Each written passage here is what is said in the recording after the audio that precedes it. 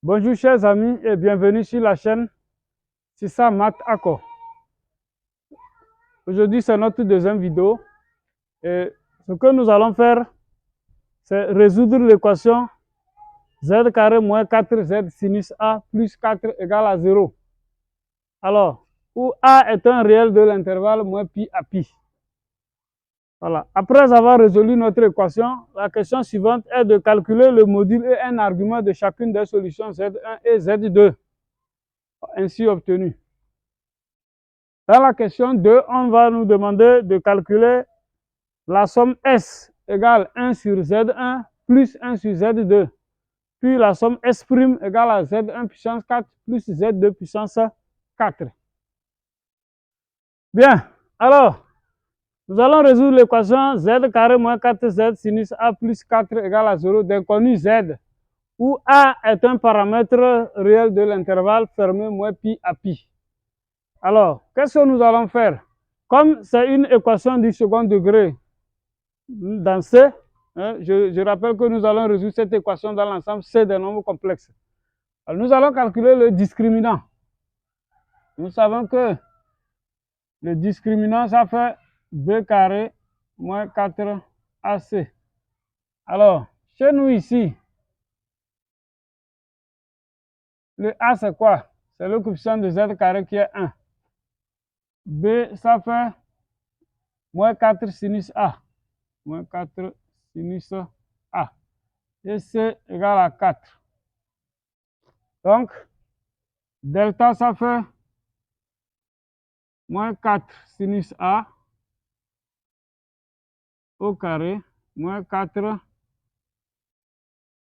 fois 1 fois 4. Nous allons trouver 16 sinus carré A moins 16. Voilà. Mais comme vous le voyez bien, 16 est un facteur commun. Nous allons mettre 16 en facteur. Si nous mettons 16 en facteur, on aura sinus carré de A moins 1. Sinus carré de A moins 1. Mais nous savons que sinus carré A plus cosinus carré A égale à 1. Alors, sinus carré A plus cosinus carré A égale 1. Donc, cosinus carré A égale 1 moins sinus carré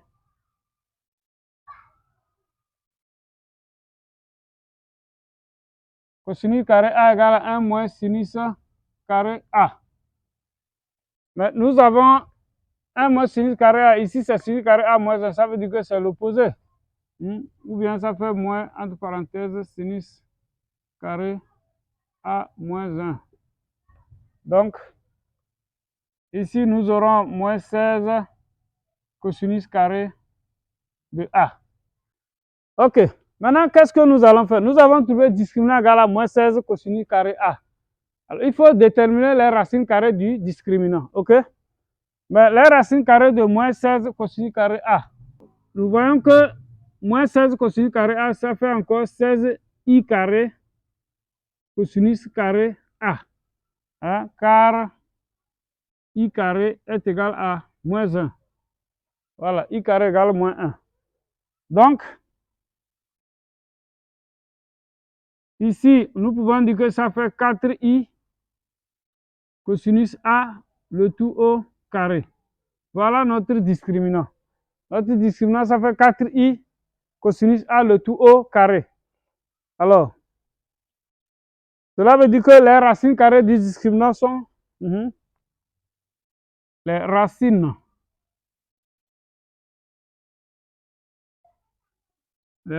carrées de delta sont 4i cosinus A et moins 4i sinus A. Alors, une remarque en passant. Si vous calculez le discriminant et que vous trouvez un nombre réel négatif, comme dans notre cas ici, vous trouvez un réel négatif. Je prends un exemple. Par exemple, vous avez trouvé discriminant égal à moins 11. Cela veut dire que les racines carrées de discriminant, ça fait quoi? Les racines carrées de discriminant sont i racine de 11 et moins i racine carrée de 11. Voilà. Mais donc, si je dois appliquer ça pour notre exemple ici, les racines carrées de discriminant, je dirais ça fait i cosinus carré de a et moins i racine carrée de 16 cosinus carré a. Mais 16 racine carrée de 16 cosinus carré a, ça fait quoi? Ça fait 4i valeur absolue de cosinus a. Et ici, moins 4i valeur absolue de cosinus a. Ça va nous donner plus ou moins 4i cosinus a. Hein, que ce soit par ici ou par là. Voilà, donc ça fait plus ou moins 4i cosinus a. Voilà pourquoi les racines carrées de delta sont 4i cosinus a et moins 4i cosinus a. Oui, les racines carrées du discriminant sont 4i cosinus a et moins 4i cosinus a. Donc, nous allons calculer maintenant les solutions Z1 et Z2. Hein, dans l'ensemble C, lorsque le discriminant est non nul, nous avons toujours deux solutions. Voilà. Nous avons déterminé les racines carrées de delta. Hein? Nous avons trouvé ces deux valeurs. Mais je dis, vous pouvez fixer juste l'une des deux valeurs comme étant la racine carrée du discriminant et calculer les solutions Z1 et Z2 en appliquant ces deux formules que vous connaissez déjà.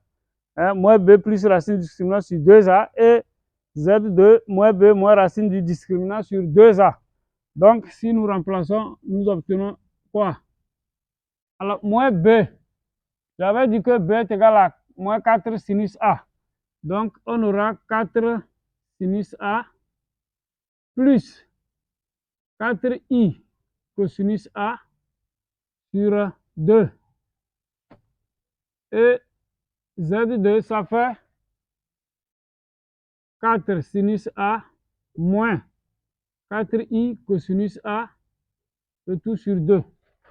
Alors, si nous simplifions, vous mettez 4 en facteur, 4 sur 2, donc nous aurons ici 2 facteur de sinus A plus i cosinus A. Ici, ça fait 2 facteurs de sinus A moins i cosinus A. Voilà. Donc, l'ensemble S des solutions de notre équation est S égale, voilà, 2 sinus A plus i cosinus A et 2 facteurs de sinus A moins i cosinus A. Voilà, la résolution de notre équation est terminée. Bien, maintenant nous allons chercher le module et un argument de chacune des solutions, hein, Z1 et Z2. Ok, donc module de Z1 égale à quoi? Module de Z1, ça fait module de 2 facteurs de sinus A plus i cosinus A. Mais d'après les propriétés d'un module, si nous avons module de Z, Z fois Z', ça fait module de Z fois module de Z'. Donc ici, ça nous donne module de 2 fois module de sinus A plus i cosinus A. Module de 2, c'est encore égal à la valeur absolue de 2, ce qui donne 2.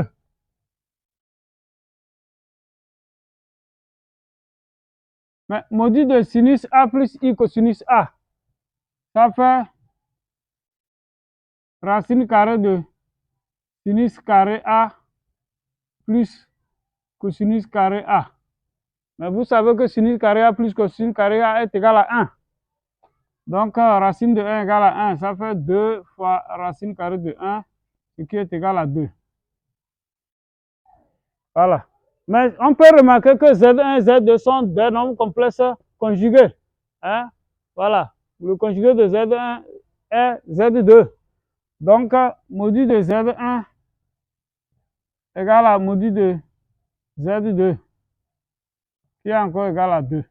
Les deux nombres complexes ont le même module parce qu'ils sont des nombres complexes conjugués. Bien, nous allons chercher un argument de Z1. Hein? Z1, c'est le nombre complexe 2 sinus A plus 2i cosinus A. Un argument de Z1. Ok, donc soit θ1 égale à argument de Z1. On a cosinus de θ1, ça fait 2 sinus A sur 2, qui est le module de Z1 sur 2. Hein, ce qui donne sinus A, ce qui est encore égal à sinus A.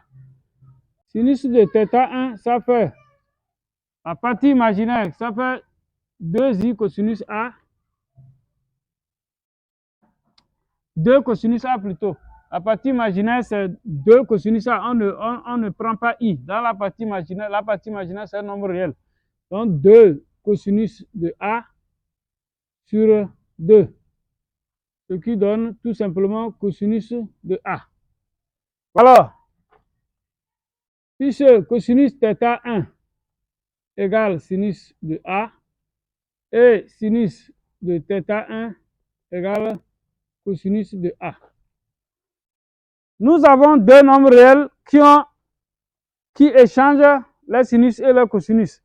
C'est-à-dire que les nombres réels A et θ1 sont tels que le sinus de l'un est égal au cosinus de l'autre. Donc si nous avons deux angles orientés tels que le sinus de l'un soit égal au cosinus de l'autre, on dit que ces deux angles orientés sont complémentaires, c'est-à-dire leur somme, ça fait pi sur 2.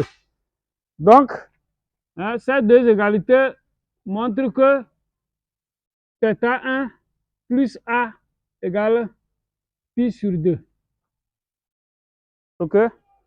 Donc, c'est-à-dire, finalement, θ1 égale à pi sur 2 moins A. Voilà. Donc, nous trouvons θ1 égale à pi sur 2 moins A. Bien.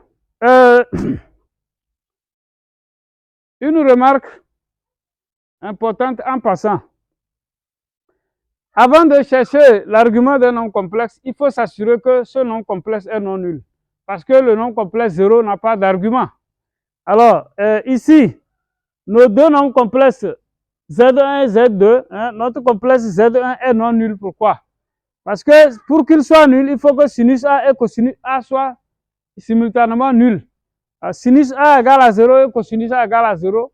Hein, on ne peut pas trouver un angle dans l'intervalle moins pi à pi qui a son sinus et son cosinus en même temps égal à 0. Donc, il n'y en a pas. Donc, ça veut dire que notre complexe Z1 est bel et bien un nombre complexe non nul. Hein? Voilà. Donc, il fallait quand même que je vous précise ça parce que le nombre complexe 0 n'a pas d'argument. Hein? Voilà. Bien. Donc, nous avons trouvé θ1 égale à pi sur 2 moins A. Par conséquent, on dira qu'un argument de Z1, alors un argument se note avec petit a comme ça, argument de Z1, ça fait pi sur 2 moins A modulo 2pi. Modulo 2pi, c'est-à-dire plus 2k pi avec k un nombre entier relatif. Voilà un argument du nombre complexe Z1. OK? Bien, pour trouver un argument de Z2, nous n'avons plus à souffrir puisque Z2 est le conjugué de Z1. Donc Z2 égale à Z1 bar. Argument de Z2, ça fait moins argument de Z1. Hein, à 2k plus près. Donc un argument de Z2 est donc égal à moins pi demi. Bien, maintenant nous allons aborder la deuxième question. Dans la deuxième question, on nous demande de calculer les sommes S et S'. Bien, nous allons calculer la somme S. S égale à 1 sur Z1 plus 1 sur Z2. On y va. Alors, S peut encore s'écrire. Si nous rendons au même dénominateur, nous aurons Z1 plus Z2, le tout sur Z1 fois Z2. Voilà. Mais on peut remarquer que le numérateur, c'est quoi? La somme des solutions d'une équation du second degré. Et le dénominateur, c'est le produit. Hein? Donc, or Z1 plus Z2, ça fait moins B sur A. Et le produit des solutions Z1, Z2, ça fait C sur A. Donc, si nous remplaçons, donc ça veut dire que Z1 plus Z2 est égal à moins B sur A. Donc, ça fait moins 4 sinus A. Ça fait 4 sinus A tout simplement. Hein, puisque A vaut 1. Donc, et le produit Z1, Z2, ça fait C sur A. 4 sur 1, ça fait 4. Voilà. Nous avons trouvé la somme et le produit. Par conséquent, notre somme S, donc il vient S égale 4 sinus A sur 4. Et si nous simplifions le 4, nous obtenons tout simplement sinus A. Voilà, la somme S est égale à sinus A. OK. S égale sinus A. Maintenant, nous allons calculer S'. S' égale à Z1 puissance 4 plus Z2 puissance 4. Allons-nous faire en ce moment. S' égale Z1 puissance 4 plus Z2 à la puissance 4. Puisque nous connaissons le module et un argument de chacun des nombres complets Z1, Z2, nous allons passer en écriture sous forme exponentielle. Z1. Écriture sous forme exponentielle de Z1, ça fait module de Z1 que multiplie exponentielle I son argument. Alors, ça fait 2 exponentielle I. Mais nous avons vu qu'un argument de Z1 était pi sur 2 moins A. Pi sur 2 moins A. Et pour Z2,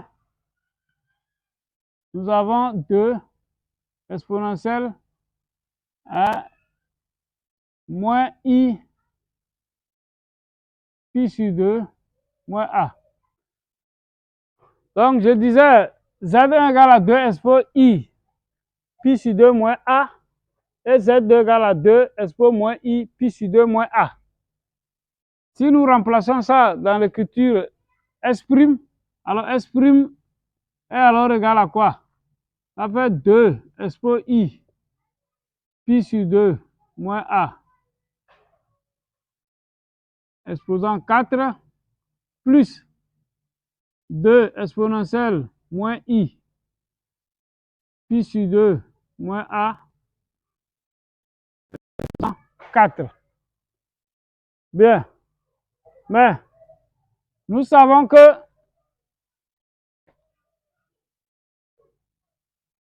A puissance n, le tout à la puissance m, ça fait A puissance n fois m. Nous allons essayer d'appliquer ça ici. Cette propriété est valable aussi avec les exponentielles comme ça. Donc ici, nous aurons. Alors, et on sait aussi que si on a AB, le tout à la puissance P, ça fait A puissance P, B puissance P. P étant un entier aussi. Donc, si nous appliquons ça ici, on aura 2 puissance 4. Le 2 va suivre la puissance que multiplie exponentielle. Alors, 4 fois ceci, donc expo I 4 facteur de pi sur 2 moins A.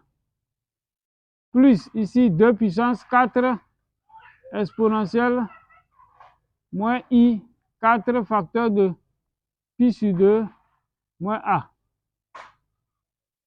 Voilà. Voilà ce que nous allons obtenir. Mais 2 puissance 4, 2 puissance 4, 2 puissance 4, ça fait 16. Donc, et nous pouvons factoriser 2 puissance 4. Bon, ça fait 2 puissance 4 facteur de expo I. Alors ici, quand nous développons, si nous faisons rentrer 4 dans la parenthèse, on aura 4 pi sur 2, ça fait 2 pi moins 4a. Voilà. Plus expo moins I 2 pi moins 4a. Voilà ce que nous obtenons. 2 puissance 4 expo I facteur de 2 pi moins 4a plus expo moins I facteur de 2 pi moins 4a. Ce qui nous donne quoi? Donc nous avons dit 2 puissance 4, ça fait 16. 16 expo I 2 pi moins 4a plus expo moins I 2 pi moins 4a. Alors ici, nous pouvons nous amuser comme nous voulons, soit manipuler les exponentielles ou bien venir à la forme trigonométrique, tout ce que nous voulons. Alors ici, nous pouvons, on a 16 expo I 2 pi fois expo moins I 4a plus expo moins I 2 pi fois expo I 4a.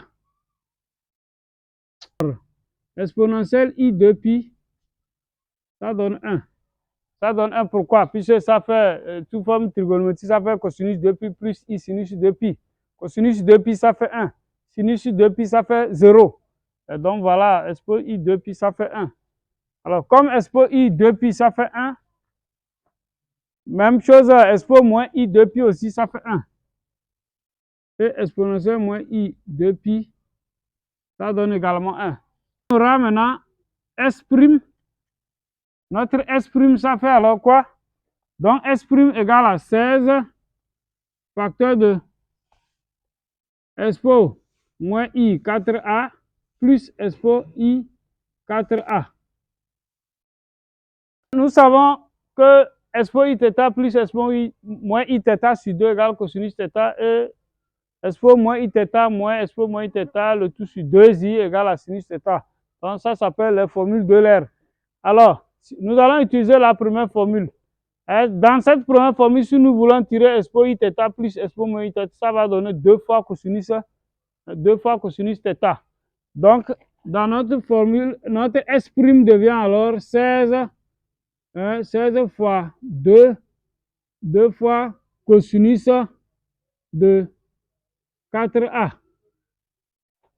Ce qui nous donne 32 cosinus de 4a.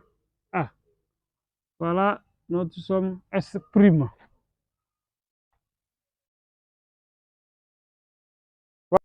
Voilà, notre vidéo s'achève ici. Nous avons trouvé S' égale à 32 cosinus 4a. C'est la fin donc de notre exercice. Merci beaucoup pour votre attention. Vraiment, si vous avez des questions, n'hésitez pas à poser ces questions dans les commentaires. Je vous répondrai très rapidement d'ailleurs. Tout ce qui vous semble encore flou, posez vos questions. N'hésitez pas à poser des questions. Et si la vidéo vous a vraiment plu, partagez cette vidéo, ça pourra rendre service à quelqu'un. Abonnez-vous, si ce n'est pas encore déjà fait, abonnez-vous, activez la cloche de notification pour ne pas manquer mes prochaines vidéos. Je vous remercie vraiment. Bonne suite à vous, à bientôt pour une prochaine vidéo. Merci.